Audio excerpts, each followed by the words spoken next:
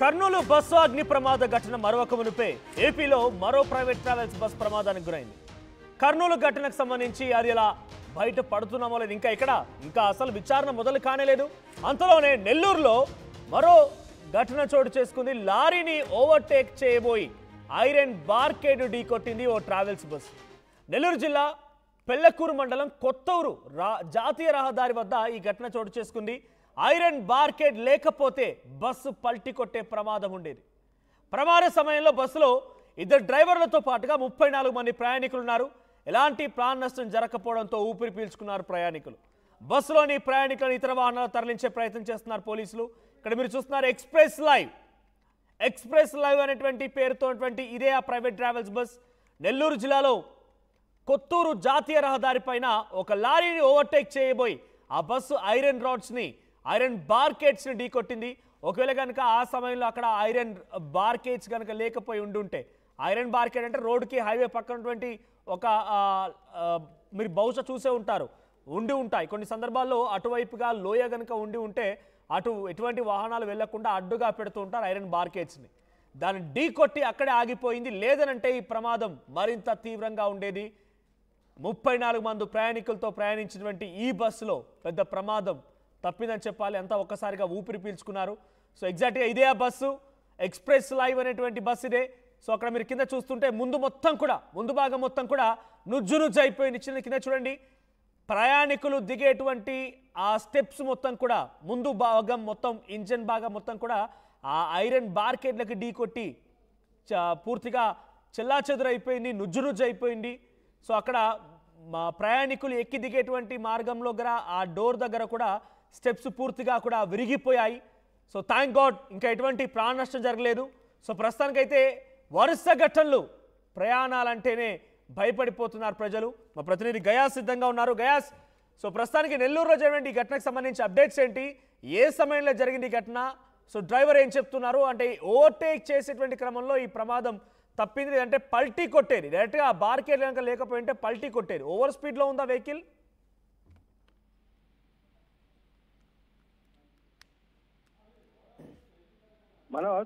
Right guys, so over స్పీడ్లో ఉండేదా vehicle? Over స్పీడ్లో ఉందా?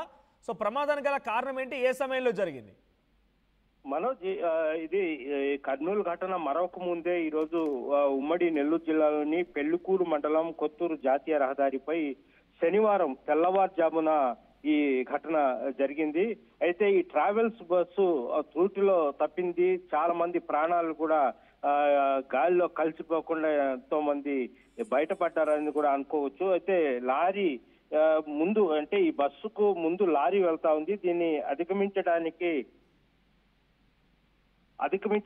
ప్రయత్నం చేయడం జరిగింది. దీంతో పక్కనే జాతీయ రహదారి పక్కనే మామూలుగా రోడ్డుకి ఐరన్ బారికేడ్ ఢీ కొనడంతో ఒక్కసారిగా ఈ బస్సు పెద్ద శబ్దం వచ్చి చేయడం జరిగింది. మొత్తం బస్సులో నిద్రపోతున్న వాళ్ళంతా ఒక్కసారి మేల్కొని పెద్ద ఎత్తున అర్తనాదాలు చేయడం జరిగింది.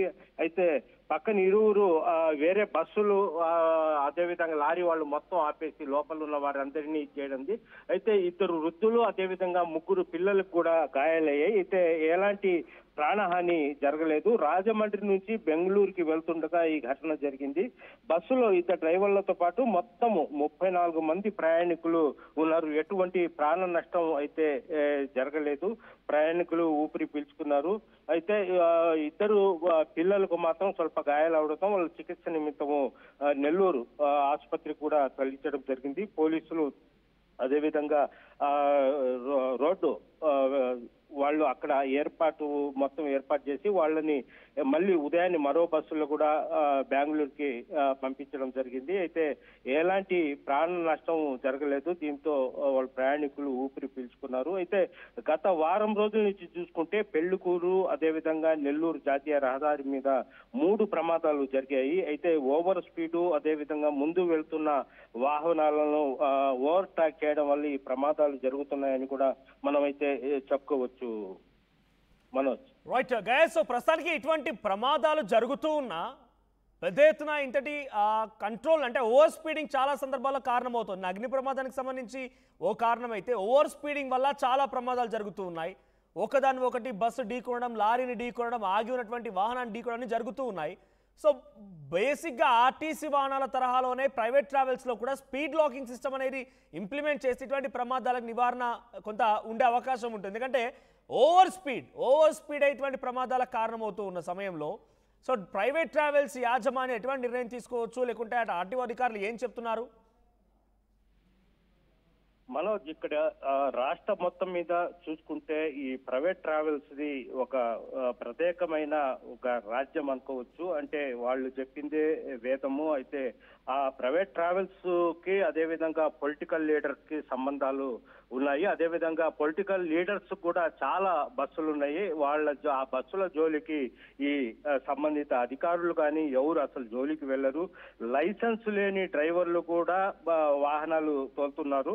అయితే కేవలము మద్యం సేవించడమే కాదు, మత్తు పదార్థాలు మాణిక్చందు వంటి నములుతానే బహిరంగంగా వాళ్ళు వాహనాలను నడుపుతున్నారు. ఎవరైనా ప్రయాణికులు ప్రశ్నిస్తే వాళ్ళని చీదరించుకోవడం ఇలాంటివి జరుగుతున్నాయి. అయితే కనీసం దసరా కానీ అదేవిధంగా దీపావళి కానీ వాళ్ళు ఇష్టం వచ్చినట్లు రేట్లతో సైతం, అంటే 2,000 రూపాయలు ఉండే టికెట్ 5,000 కూడా పోద్ది. అయితే వాళ్ళని ప్రశ్నించే వాళ్ళు లేరు. కనీసం నిబంధనలను కూడా పాటించలేని పరిస్థితులు ఉన్నారు.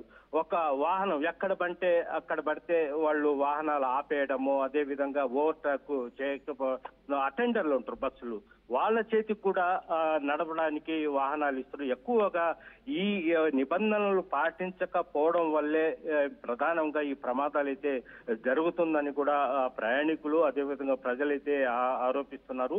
దీని మీద ప్రభుత్వం నియంత్రించాల్సిన అవసరం ఎంతైనా ఉంది. ఇది ఎందుకంటే ఇది పొలిటికల్ లీడర్స్ కు సంబంధించిన బస్సులు ఉండే కాబట్టి వాళ్ళ జోలికి వెళ్ళడం లేదు అనేది కూడా చేస్తాం. ఎప్పుడైనా ఎక్కడైనా ప్రమాదం జరిగింది, ఎగ్జాంపుల్ కర్నూలులో జరిగింది, అక్కడ చాలా మంది చనిపోయారు. ఇలాంటి ఘటనలు జరిగినప్పుడు మాత్రమే అధికారులు స్పందిస్తారు.